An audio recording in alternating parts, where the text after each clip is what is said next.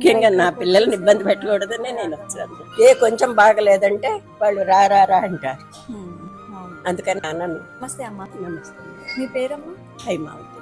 మీరు ఎక్కడి నుంచి వచ్చారు ఇక్కడికి? ప్రకాశం జిల్లా కందుకూరు నుంచి వచ్చాము అక్కడికి. ఈ ఆశ్రమంలో ఎన్నాళ్ళ నుంచి ఉంటున్నారు మీరు? 9 సంవత్సరాలు. 9 సంవత్సరాల నుంచి ఇక్కడ. మీకు పిల్లలు ఎంతమంది? 4 2 అమ్మాయిలు 2 అబ్బాయిలు. ఓకే, వాళ్ళు ఎక్కడ ఉంటారు? 3 ఇక్కడే ఉన్నారు రాసుపిల్లలు. ఒక అమ్మాయి ఆంధ్రాలో ఉంటుంది. మీరు ఇక్కడికి ఎందుకు వచ్చారు మీరు? పెద్ద బాబు బిజినెస్ లో ₹1,00,00,000 లాస్ అయింది ఒకటి. రెండోది మా అమ్మాయికి బ్రెయిన్ ట్యూమర్ అయింది కోడలు. ఈ మూమెంట్ లోనే నాకు తోడు మా అక్క ఉండేదన్నమాట. నాకన్నా 10 సంవత్సరాలు పెద్దది. కొంచెం మాట తొందర ఎక్కువ. అందుమూలన ఈయన అక్కడ ఉంటే వాళ్ళకి ఇబ్బంది అవుతుంది కదమ్మా. వాళ్ళు పోషిస్తున్నారు మమ్మల్ని ఇద్దరిని.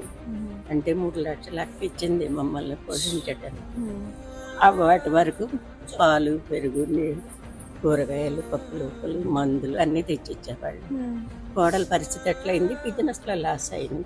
వాళ్ళ పరిస్థితిలో గమనించి నేను అక్కడ ఉంటే మమ్మల్ని పోషించాలి, ఒకరికి ఇద్దరు నేను బాధపడతారని ఈ హోమ్ చూసుకొని ఇదే మంచం వచ్చినప్పుడు కూడా వచ్చిన 2-3 సంవత్సరాలకు పెరాలసిస్ వచ్చినాక 4 సంవత్సరాల మంచంలో ఉంది. నాకు ఆరోగ్యం బాగాలేదు, అయినా కానీ దగ్గరుండి పని పిల్లలు పెట్టి పని చేయించాను. అక్కకి చేయించేదాన్ని అనమాట. స్నానం పోయటం, మందులు వేయటం. ఒకరోజు ఏం జరిగింది అనుకోకుండా, నాకు ఆరోగ్యం బాగాలేదు కదా, ఈ బెడ్ మీదనే నైట్ పడుకోవటానికని వచ్చాను. నైట్ కాదు, పగలే వచ్చా. పడుకుంటాం నాకు తెలియంటే లంగ్స్ ప్రాబ్లం ఉంది నాకు. మరి ఏమైందో లంగ్స్ ఏంటో నాకు స్పృహ లేకుండా పడుకున్నా. అక్క ఇంకా రాలేదు అంటే ఆమెకి బాత్రూంలో పడిపోయింది అనమాట.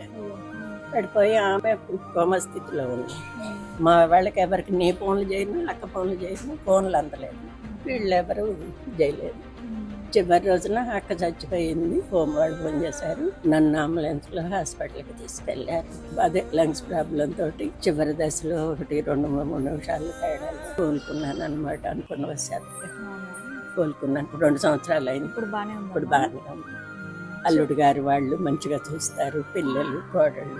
సో మీరు ఎవరికి ఇబ్బంది పెట్టకూడదు అని ముఖ్యంగా నా పిల్లల్ని ఇబ్బంది పెట్టకూడదని నేను వచ్చాను. చాలా మందికి ఎలా అంటే పిల్లలకే భారం అని చెప్పేసి వాళ్ళు వదిలేస్తా ఉంటారు. మీరేంటంటే తల్లిగా పిల్లలకి బాధ ఇప్పుడు కూడా రమ్మంటున్నారు. ఇప్పటి నుంచే ఎందుకు, వాళ్ళకి ఎన్నేళ్ళు ఉంటానో నాకే తెలియదు. ఎన్ని నెలలు ఉంటానో సంవత్సరాలు ఉంటానో అని చెప్పేసి ఫోన్ చేసి ఆటో బుక్ చేస్తా, క్యాబ్ బుక్ చేస్తాను, ఒకటే ఫోన్లు చేస్తున్నాడు. సర్దుకుంటున్నాను, ఫోన్లు చేస్తున్నాడు. చివరి దశలో ఏమనుకోవద్దు నాన్న, నేను తర్వాత వస్తాను అంటే ఫోన్లో ఏడ్చాడు.